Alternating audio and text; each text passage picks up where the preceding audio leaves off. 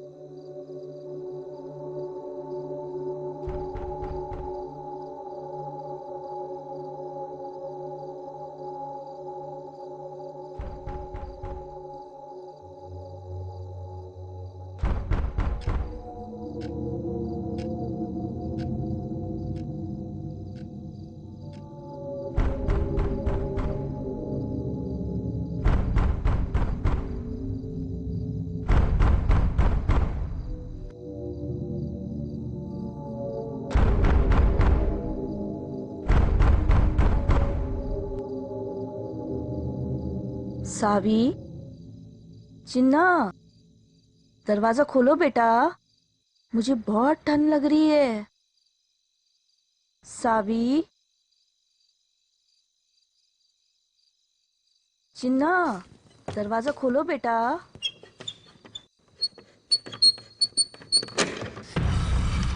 सावी, ये क्या कर रही थी तुम? दरवाजा क्यों खोल रही थी? हाँ? माँ, वो मैं दरवाजा बंद करती हूँ।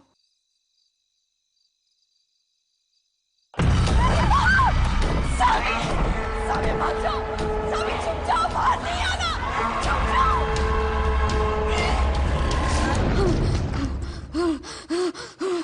अम्मा!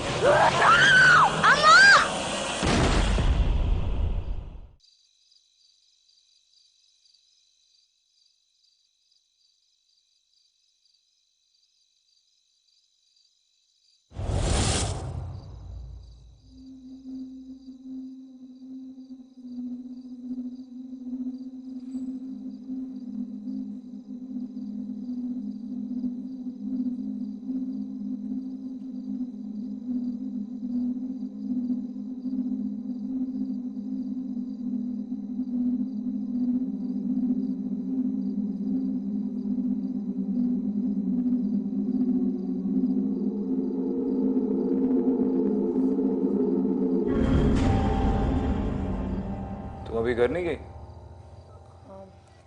नहीं, वो मैं एक केस पे रिसर्च कर रही थी। ये देखो, आज पेपर में गोवा में हुए एक रीसेंट डेथ का आर्टिकल आया था। विक्टिम की बॉडी उसके घर से मिली और बॉडी पे बहुत सारे स्क्रैचेस और कट्स थे, जैसे किसी जानवर ने उस पर अटैक किया। और ये देखो, क्राइम सीन पे भी कुछ इस तरह के सिंबल्स मिले हैं। मैं हमारी फाइल से चेक कर रही थी, मुझे लगा शायद मर्डर घर के अंदर हुआ है और कोई फोर्स्ड एंट्री भी नहीं है।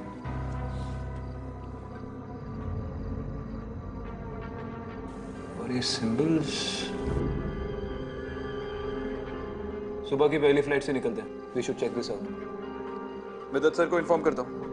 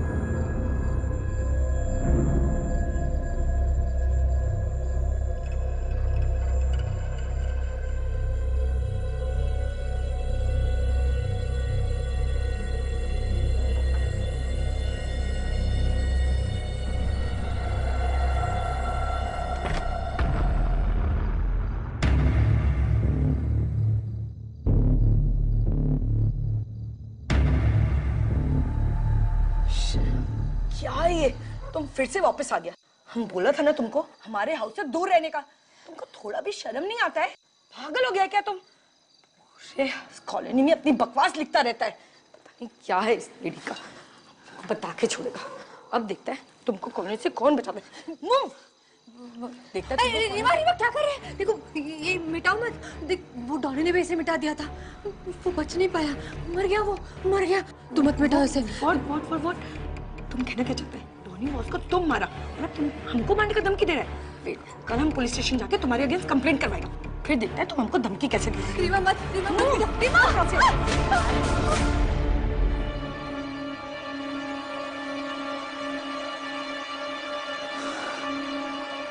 अच्छा हुआ मैड वुमन। नीना, तुम काय को खड़ा है? कल स्कूल जाना है ना? Go and sleep. गो बेटा। एंड यू वापस नहीं आने का हमारे घर।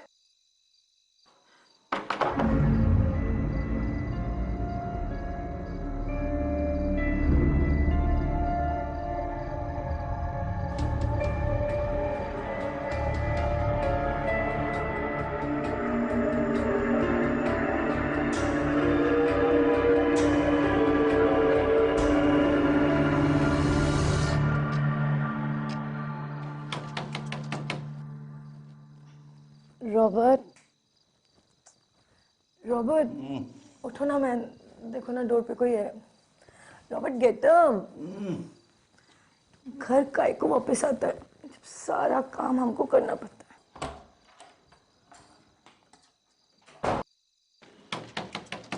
रीमा, कौन है? Who's there? रीमा मैं तुमसे बात करने आई हूँ। मुझे तुम्हें सॉरी बोलना है। प्लीज दरवाजा खोलो। फिर से वापस आ गया। आज इसको नहीं छोड़ेगा मैं। आज तो इसको बता के रहेगा। उड़ेगा नहीं हम तो।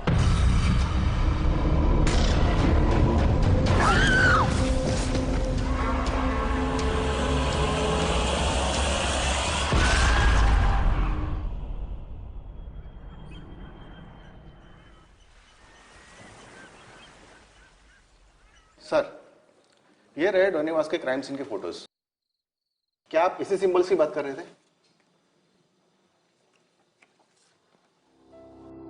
विक्रांत, ये सिंबल्स तो बिल्कुल अलग है। ये सिंबल्स है ही नहीं, ये तो कुछ लिखा हुआ है, शायद साउथ के किसी लैंग्वेज में। सर, मैम, अच्छा हुआ आप दोनों यहाँ आ गए। ये केस बहुत ही अजीब हो गया है। जिस कॉलोनी में डोनीवास रहता था, कल रात को उसी कॉलोनी में एक औरत का मर्डर हो गया है और विक्टिम का नाम है रीमा कोरिया। रीमा और डॉनी के मर्डर के तरीके में कोई सिमिलैरिटीज हैं? जी सर, दोनों की बॉडी पे जो घाव है वो तकरीबन सेम ही है। और एक बात और सर, इन दोनों के मर्डर के कोई भी आई विटनेस नहीं। रीमा की ऑटोप्सी रिपोर्ट चल रही है और यह डोनीवास की ऑटोप्सी रिपोर्ट। सर, हमारी टीम ने चेक किया है, ये जो घाव है वो ना ही किसी हथियार के हैं और ना ही किसी इंसान ने किए हैं। तो क्या किसी जानवर के निशान है? आर्टिकल में तो यही छपा था ना? नो मैम, एनिमल एक्सपर्ट ने भी कंफर्म किया है, ये किसी जानवर के भी नाखूनों के निशान नहीं है। ये कैसे हो सकता है? सर, यही तो इम्पॉसिबल है। अगर इम्पॉसिबल है तो ये पॉसिबल किसने किया? एक कॉलोनी में आधी रात को इतना दर्दनाक मर्डर और किसी को पता भी नहीं चला। इस केस के सारे क्लूज और एविडेंस फिर से चेक करते हैं। उस कॉलोनी का एक चक्कर लगाना पड़ेगा। आई एम श्योर कोई ना कोई एक्सप्लेनेशन तो मिल ही जाएगा।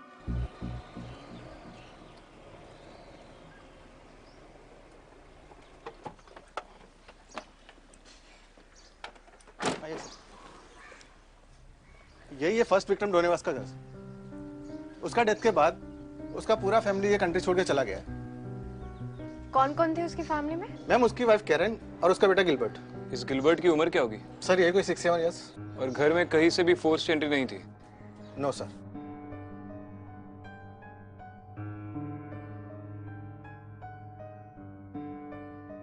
ये डेफिनेटली साउथ की कोई लिपि है, सिंबल्स नहीं है। और तुमने देखा हर घर के बाहर ऐसा ही कुछ लिखा हुआ है।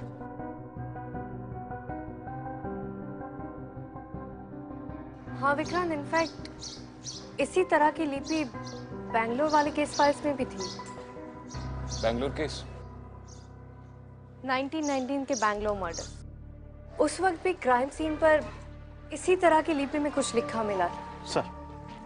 और जितनी भी बॉडीज मिली उस पर क्लॉ मार्क्स थे, जैसे कि रीमा और डॉनी की बॉडी पर मिले। तो हो सकता है कि किलर ने फिर से अटैक करना शुरू कर दिया। Serial killings. सर, यही है रीमा का घर।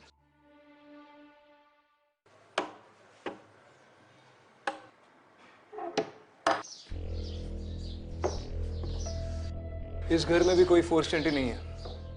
रीमा और वस के मर्डर्स रात में हुए थे घर के अंदर और कोई फोर्स एंट्री नहीं। इसका मतलब जिसने भी ये किया है वो दरवाजे से अंदर आया था बिना किसी जबरदस्ती के। पॉसिबल है कि वो दोनों मर्डरर को जानते थे। एक बार वो बैंगलोर वाला एंगल भी पता कर लेते हैं। एक काम करो, अगर इस सोसाइटी में और आसपास के सारे लोगों से पूछताछ करके पता लगा लो कि 1990 के करीब इनमें से कोई बैंगलोर में था या नहीं। शायद उससे कोई लीड मिले। जी सर। सर, बैंगलोर कहाँ सर? अब मिसेस राव को रेड हैंडेड पकड़ो सर और जेल में डालो सर।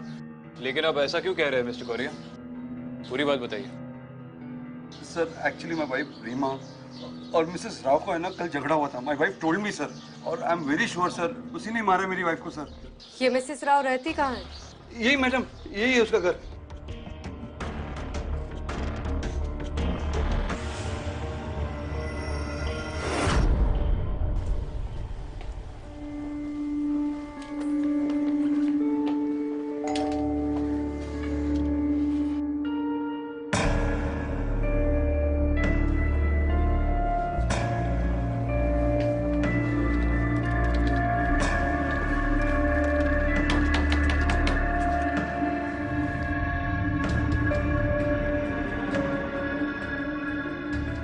अगर जी सर। बाद में देख लेंगे। ठीक है सर।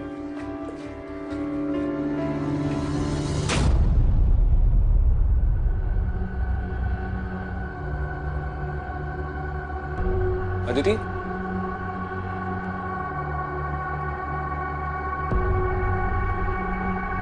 चलो।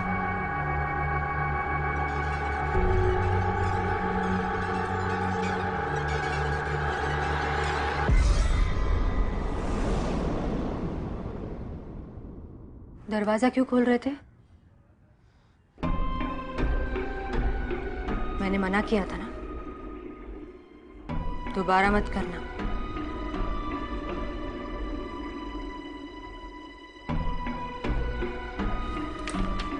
Vikrant, I was right. ये देखो, ये रहा 1990s बैंगलोर मर्डर का ई फाइल। ये केस इसी लिपि से जुड़ा हुआ है। और तुम सही कह रहे थे, ये सिंबल्स नहीं है, कन्नड़ लैंग्वेज में लिखा हुआ एक वर्ड है, नालेबा, जिसका मतलब है कल आना। नालेबा। नालेबा, नालेबा, नालेबा, नालेबा, नालेबा। 1993 के मर्डर्स के बाद बैंगलोर के लोग अपने घर के बाहर दरवाजे पे ये नालेबा लिखने लगे। उनको लगता था कि ऐसा करने से वो लोग बच जाएंगे, उनकी मौत टल सकती है। तो बैंगलोर के मर्डर्स का हमारे केस के साथ कनेक्शन है। एक और बात, बैंगलोर विक्टिम में से एक औरत शुभलक्ष्मी पे हुए अटैक को उसकी बेटी ने देखा था। उस 7 साल की बच्ची का नाम था सविता। ये रही उसकी फोटो।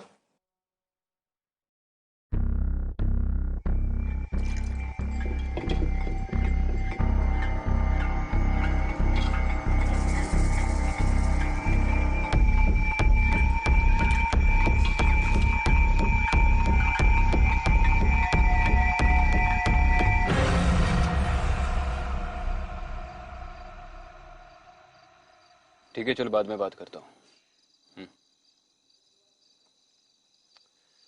अगर बता रहा है कि 1993 में इस कॉलोनी में से सिर्फ मिसेस राव ही बैंगलोर में थी। शादी के पहले इसका नाम सविता आचार्य था। यही शुभलक्ष्मी आचार्य की बेटी है।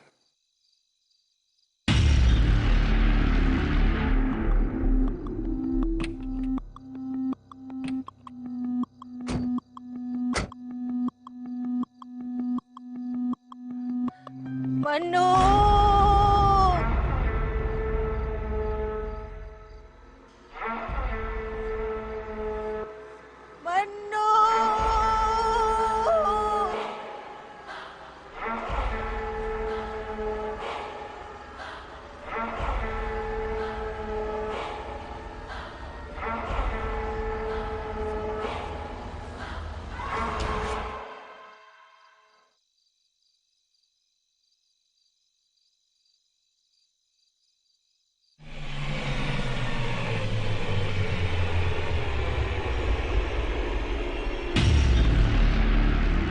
नालेबा ने तो दिमाग खराब कर दिया यार।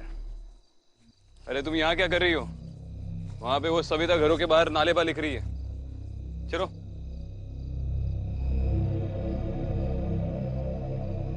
क्या हुआ? किसे ढूंढ रही हो?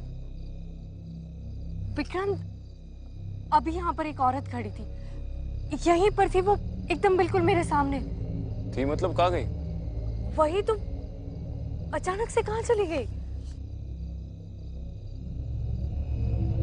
वहम होगा तुम्हारा। चलो।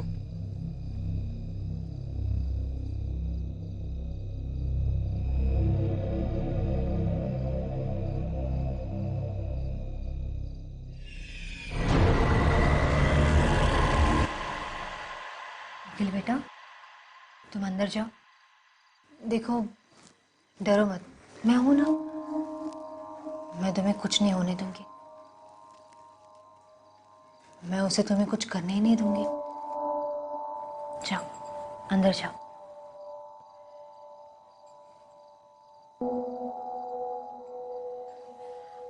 ऑफिसर, मैंने कोई गलती नहीं की है। हम ये नहीं कह रहे कि आपने कुछ गलत किया है, हम बस 2-3 सवाल पूछना चाहते हैं। आप कॉलोनी में सबके घर के बाहर ये सब क्यों लिख रही है? मैं ये सबको सेफ रखने के लिए कर रही हूँ। मैंने रीमा को भी बताया था, पर उसने मेरी बात ही नहीं मानी। उसके दरवाजे पे मैंने जो लिखा था, वो अगर वो नहीं मिटाती तो आज जरूर जिंदा होती। अब दरवाजे के बाहर जो ये नालेबा लिखती है, उसका मतलब क्या है? बचपन में मेरी अम्मा मुझे एक कहानी सुनाती थी। बेटा, उसे कभी घर पे नहीं आने देना। पता है, जब वो जिंदा थी ना, तब वो बहुत बच्चों को खा गई थी, लेकिन अब वो वापस भूत बन के आई है, और वो भी 30 साल बाद। अगर तुमने उसे वापस आने दिया घर पे, तो वो तुम्हें भी खा जाएगी। ऐसा क्यों अम्मा? पता नहीं बेटा, कहते हैं कि कुछ साल पहले उसका बेटा गुम हो गया था, फिर वो पागल हो गई, लेकिन अब वो वापस आके सबके घर में जाती है और पूछती है कि मेरा बेटा है क्या, और अगर किसी ने मना कर दिया तो वो उन्हें मार देती है। लेकिन बेटा, तुम इस सब से बच सकती हो। अगर वो आए ना, तो तुम कह देना नालेबा, ठीक है बेटा?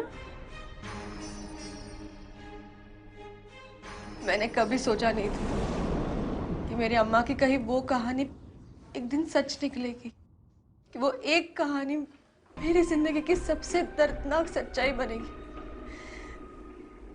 और मैंने दरवाजा खोल दिया, मैंने उसे अंदर आने दिया, और उसने मेरी अम्मा को।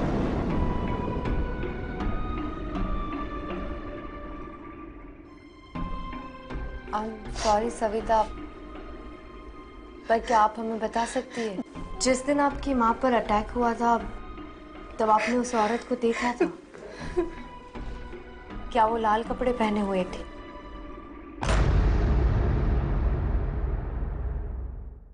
हाँ, उस दिन मैं तो बच गई, पर वो मेरी अम्मा को ले गई। उसके बाद मेरे अप्पा ने मुझे वहां से दूर भेज दिया, पहले मुंबई, फिर यहाँ। पूरी जिंदगी में बस उसके डर में जीती रही, और अब वो वापस आ गई है। हर रात मुझे उसकी आवाज सुनाई देती है। वो यहाँ दरवाजे के बाहर मेरा इंतजार करती है। मैं अगर दरवाजे के बाहर नालेबा ना लिखूं ना, तो मुझे जिंदा नहीं छोड़ेगी, मार डालेगी मुझे। इसलिए मैं। सविता, अगर वो आपको मारना चाहती है, तो फिर आपके पड़ोसियों पर क्यों हमले हो रहे? पता नहीं, पर उस वक्त भी ऐसे ही हुआ था। उसने सिर्फ मेरी अम्मा पर हमला नहीं किया था, बाकी कई लोगों पे किया था, छोटे बच्चों पे भी किया था। तभी मेरे अप्पा ने सबको बताया कि अगर हम घर के बाहर नालेबा लिखेंगे तो वो हमें तकलीफ नहीं पहुंचाएगी, वो हमें नहीं मारेगी। सबने वैसे ही किया, सबने अपने घर के बाहर नालेबा लिखा, और फिर वो हमें तकलीफ देना उसने बंद कर दिया। वो हादसे भी बंद हो गए। तो दरअसल रीमा की जान बचाने के लिए आप उसके घर के बाहर ये सब लिख रही थी? हाँ,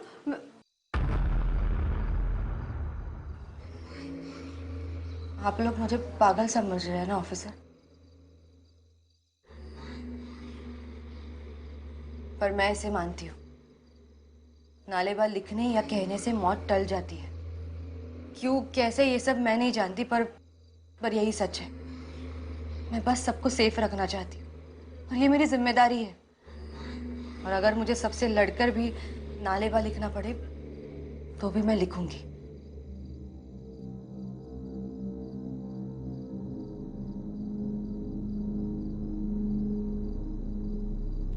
लेकिन आपके अप्पा को कैसे पता चला कि नालेबा लिखने से आप बच सकती हैं?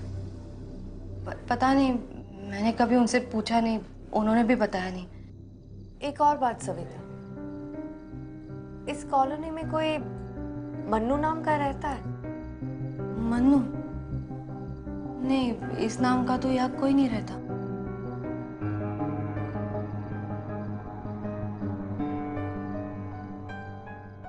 अगर नालेबा की बात सच है तो उसके बारे में कुछ ना कुछ आर्टिकल्स, रिसर्च रिपोर्ट हमें बैंगलोर की 90s की केस फाइल से मिली जाएंगी। लेकिन सविता का बैकग्राउंड चेक करना पड़ेगा।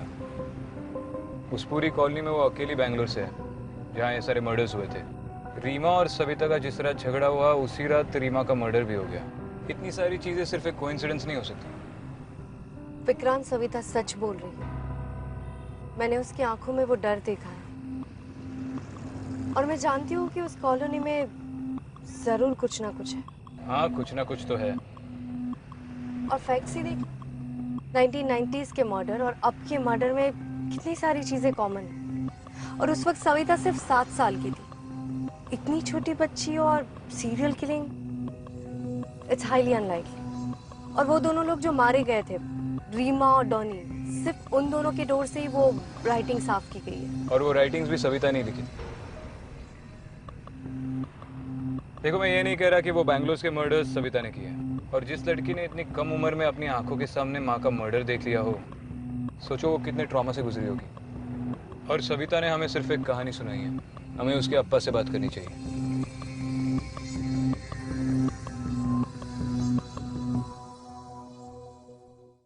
ये देखो विक्रांत, 1963 में मन्नू नाम के लड़के की मिसिंग रिपोर्ट है और रिपोर्ट उसकी माँ लाली ने वहां के जमींदार के खिलाफ लिखवाई है। That's it? और कोई इन्फॉर्मेशन तो है नहीं? बच्चा मिला या नहीं, या फिर फैमिली से रिलेटेड कोई इन्फॉर्मेशन? आई थिंक हमें बैंगलोर से 1963 से लेके 1993 तक की मन्नू, लाली और जमींदार से रिलेटेड फाइल्स मंगवानी चाहिए। मंगवा लो।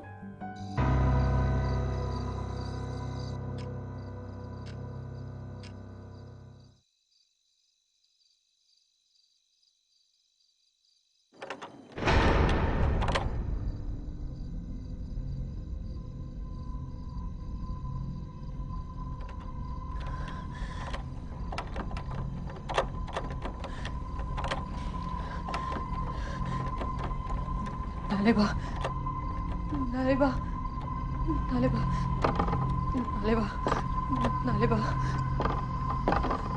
नालेबा, नालेबा, नालेबा। तेरे ये पागलपन की वजह से ना कितनी बार हमें घर बदलना पड़ा। फिर से तूने वही हरकतें शुरू कर दी। नहीं, मेरी बात सुनो। चुप, बिल्कुल चुप। अब मैं तुम्हारी एक बात नहीं सुनूंगा। तेरे कारण घर में पुलिस आई ना पुलिस। क्या चाहती है? जेल जाना चाहती तू? नहीं, मैं मेरा नहीं तो कम से कम अखिल का ध्यान कर। क्या क्या कर रहे हो? क्या ढूंढ रहे हैं? देखिए, ये ऐसा मत कीजिए, मेरी बात सुनिए। आप इसे मत मिटाइए। देखिए, इसे मिटा देंगे तो हम बच नहीं पाएंगे। ये कितना छोटा है, अगर हमें कुछ हो गया तो अरे हाँ, क्या होगा? सुनिए मेरी बात, मत मिटाइए इसे। रुकिए। बस सविता, चुप। मुझे पता है कि मुझे क्या करना है। तुम जाके अपना काम करो, जाके अखिल का ध्यान रखो। देखिए, कहा ना जा अंदर।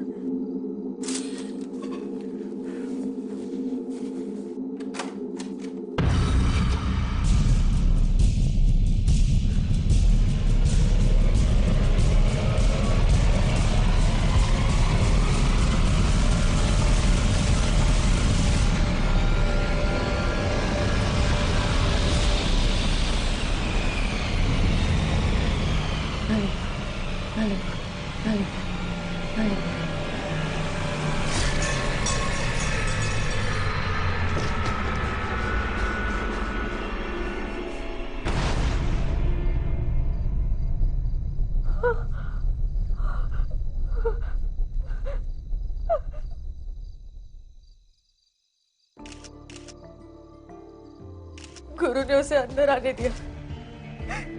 गुरु ने उसे हमारे घर के अंदर आने दिया। गुरु ने तो उन अक्षरों को भी मिटा दिया जो हमारी रक्षा कर रहे थे। एक बार भी अखिल के बारे में नहीं सोचा। उसे अंदर आने दिया गुरु ने। गुरु, गुरु, गुरु।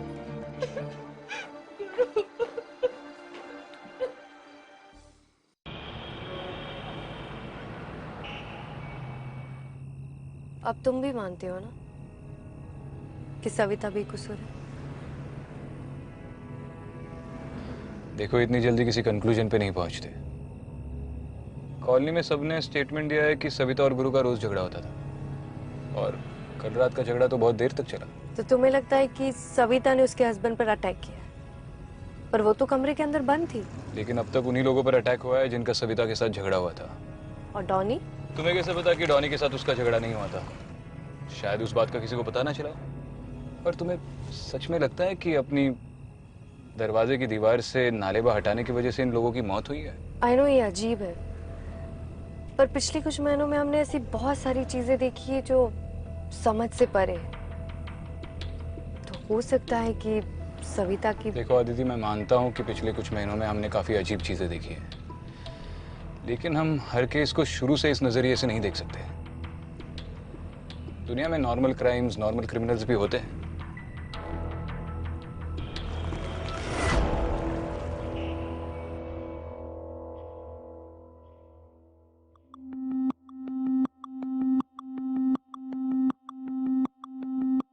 इस फाइल में लिखा है कि मन्नू के खो जाने के बाद उसकी मां लाली पागल हो गई और उसने खुदकुशी कर ली। उसकी फोटो है।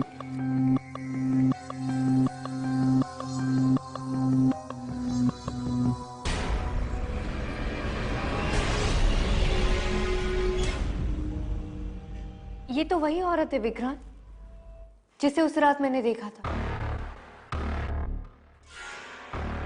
और ये देखो, इसमें लिखा है कि 1993 में सविता की मां के साथ उसकी 2 कजिन्स की भी डेथ हुई थी। सविता तीसरी बच्ची थी जो अटैक के बाद भी बच गई। बाकी के सारे विक्टिम्स भी उसी एरिया के हैं जहां सविता की फैमिली रहती थी।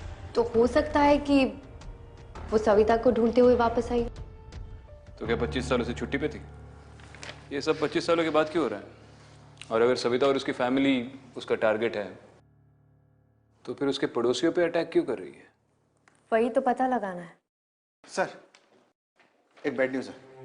सविता और उसके बेटे अखिल का एक्सीडेंट हो गया। कौन से हॉस्पिटल?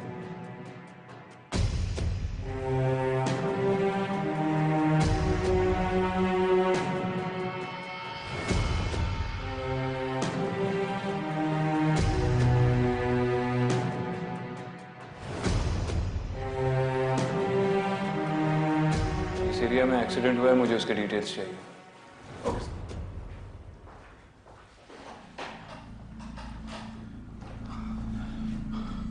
सविता। जी आप? मैं सविता का अप्पा। अखिल, अखिल बेटा, बेटा तू ठीक तो है ना? तुझे ज्यादा चोट तो नहीं है? ये क्या? मैं एसीपी विक्रांत और ये एसपी अदिति। हम ये केस इन्वेस्टिगेट कर रहे हैं। कुछ इन्वेस्टिगेट नहीं करना है, हमें बस यहाँ से निकलना है। मैं भी अपनी बच्ची को डिस्चार्ज करा के यहाँ से ले जाऊंगा। आप इन्हें ऐसे नहीं ले जा सकते। और वैसे भी सविता इस हालत में ट्रैवल नहीं कर सकती।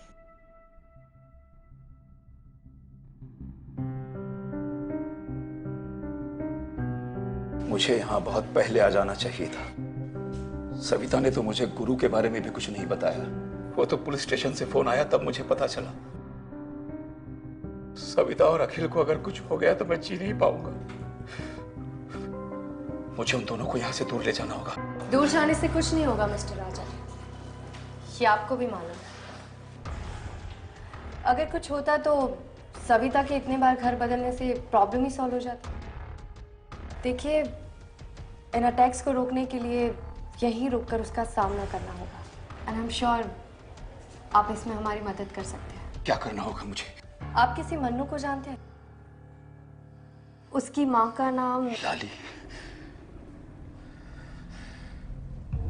मुझे हमेशा से ही लगता था कि लाली वापस आएगी, पर मैं किससे कहता? कौन विश्वास करता है इन सब बातों पर? मुझे डर था कि वो अपने बेटे को ढूंढते हुए जरूर आएगी। मन्नू के साथ जो हुआ बहुत बुरा हुआ। काश मैंने उस वक्त कुछ किया होता तो आज मेरी बेटी की जिंदगी और उसका परिवार बच जाता। मिस्टर आचार्य, प्लीज हमें पूरी बात बताइए। मन्नू के साथ हुआ क्या था? मन्नू अपने पिता की उधारी चुकाने के लिए हमारे घर पर काम किया करता था। मेरे अप्पा बहुत क्रूर थे। मन्नू 7 साल का था। अप्पा घर का सारा काम उससे करवाते थे। बीमार पड़ गया बच्चा। मन्नू की माँ मन्नू को ले जाने के लिए रोज हमारे घर आती थी, पर मेरे अप्पा कोई ना कोई बहाना बनाकर उसे रोज भेज दिया करते थे, ये कह के कि कल आना। मन्नू की माँ ने मन्नू को बचाने के लिए बहुत से लोगों से मदद मांगी, लेकिन अप्पा के डर से किसी ने मन्नू को बचाने की कोशिश नहीं की। और एक दिन अचानक मन्नू गायब हो गया। मन्नू, मन्नू, मन्नू! फिर मन्नू कभी मिला ही नहीं? नहीं, पर मेरे अप्पा के आखिरी दिनों में मैंने उन्हें खेत के पास वाली झील के बारे में बोलकर रोते हुए सुना। तब मुझे यकीन हो गया कि मेरे अप्पा ने मन्नू को,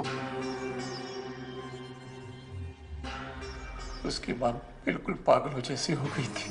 लोगों के घरों पर दस्तक देकर अपने बेटे को ढूंढा करती थी और लोग उससे कहते कि कल आना। नालेबा। फिर एक दिन पता चला कि लाली ने खुदकुशी कर ली, लेकिन मरते हुए वो ये कह गई, किसी को जिंदा नहीं छोड़ूंगी, सबका खून बहाऊंगी, किसी के बच्चे को नहीं छोड़ूंगी। उसके बाद से मेरे परिवार के, पड़ोस के बच्चे और फिर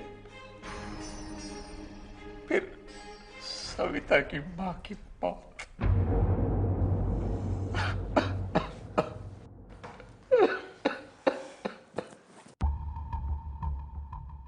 चलिए मिस्टर आचार्य, मैं आपको घर छोड़ देता हूँ। यहाँ डॉक्टर्स है, आदिति है। जैसे ही सविता को होश आएगा ये हमें कॉल कर देंगे। नहीं, मैं अपनी बेटी को छोड़ के कहीं नहीं जाऊंगा। वो फिर आएगी। मैं कहीं नहीं जाऊंगा। मिस्टर आचार्य, मैं हूँ यहाँ सविता के साथ। आप लोग घर जाकर आराम कीजिए। वैसे भी अखिल बच्चा है, यहाँ उसका हॉस्पिटल में रहना ठीक नहीं।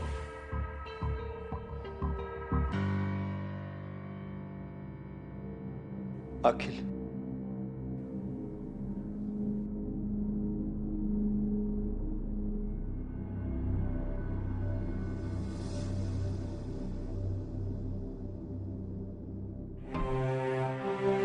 सही, आप क्या कर रहे हैं? आप वहाँ पे लिख नहीं सकते? नर्स,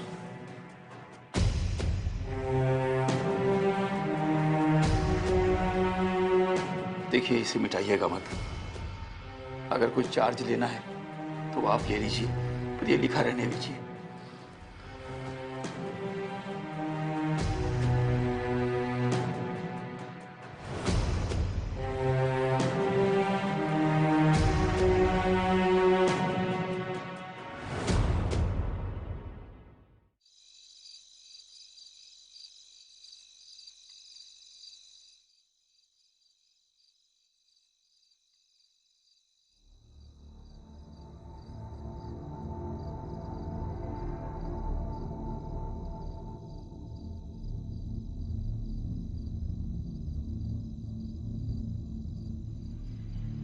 हाँ आदिति,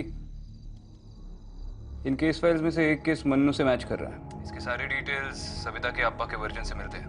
1963 में मन्नू के गायब होने के कुछ 10 दिन बाद जमींदार आचार्य के घर के नज़दीक बहती झील में से एक 6-7 साल के बच्चे की बॉडी मिली थी। जब ये बॉडी मिली थी तब तक मन्नू की माँ लाली ने आत्महत्या कर ली थी और बच्चे की बॉडी पहचानने या उसे क्लेम करने कोई भी सामने नहीं आया।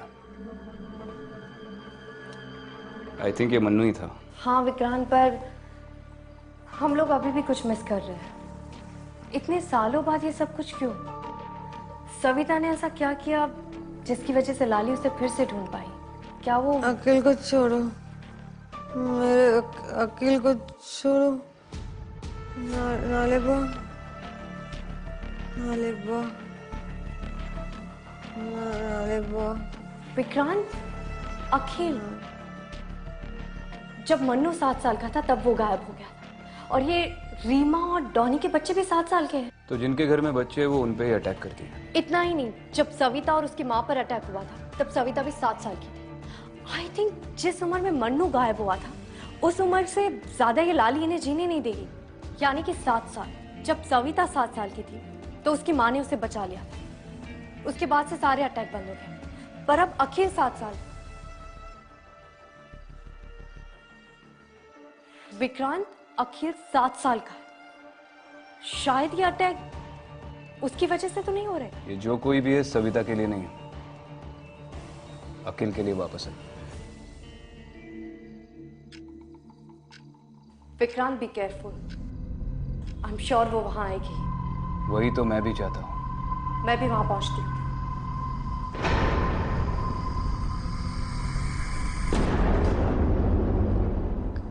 कहाँ है मेरा अकिल?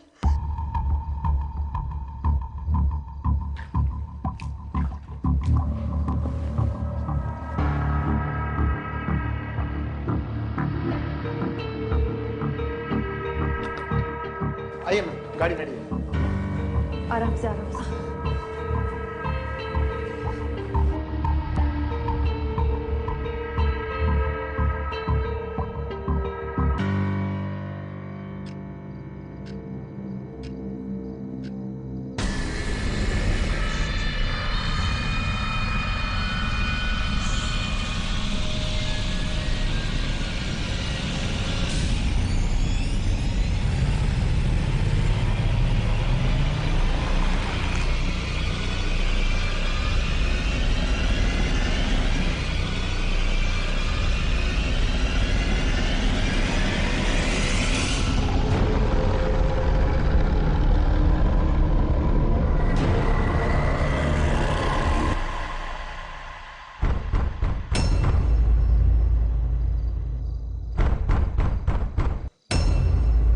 अगर कर जल्दी चलो, फास्ट।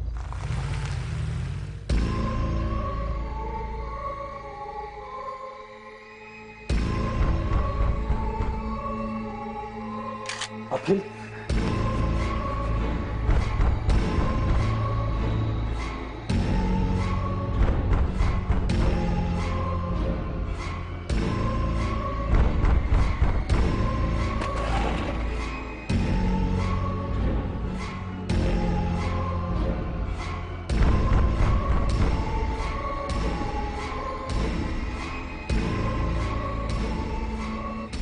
प्लीज प्लीज दरवाजा मत खोलिए, दरवाजा मत खोलिए। अगर वो अंदर आ गई तो हम सब मारे जाएंगे। वैसे भी कौन से जिंदा है आप? आज तो ये प्रॉब्लम खत्म ही करनी पड़ेगी। देखिए ये गलती गुरु ने की थी, प्लीज आप बात समझ नहीं रहे हैं। मेरी चिंता भले ही मत कीजिए, अखिल का सोचिए। क्या हुआ? मैम गाड़ी बंद पड़ गई।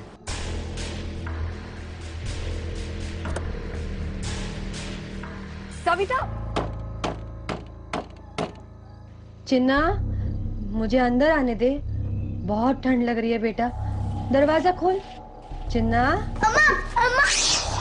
अनु,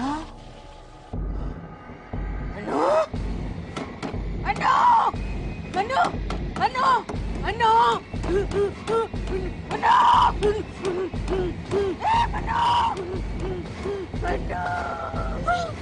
अनु, अखिल, अखिल दरवाजा मत खोलना।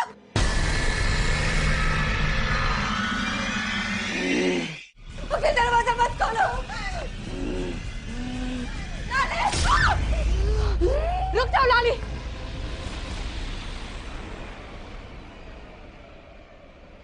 ये सब करने से तुम्हारा मन्नू वापस नहीं आएगा। तुम्हारा मन्नू दूसरी दुनिया में जा चुका है। लाली, तुम्हारा मन्नू मर चुका है।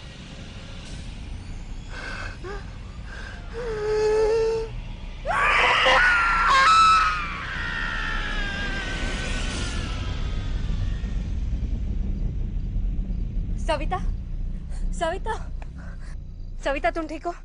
ठीक हो सविता? मेरा अंकल। विक्रांत, इसे जल्दी से हॉस्पिटल ले जाओ। अंकल। सविता, अंकल। सविता, मैंने इस बार अखिल की जान बचा ली, और अगर वो वापस आती है तो मेरे अखिल को बचा लेना। सविता, मेरे अखिल को बचा लेना। बचा लेना। सविता, सविता।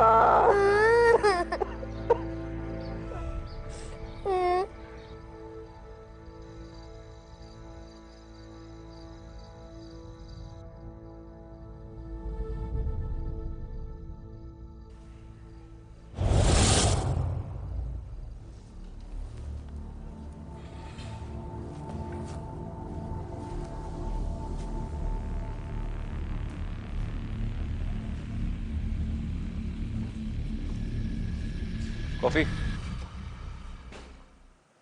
क्या सोच रही हो?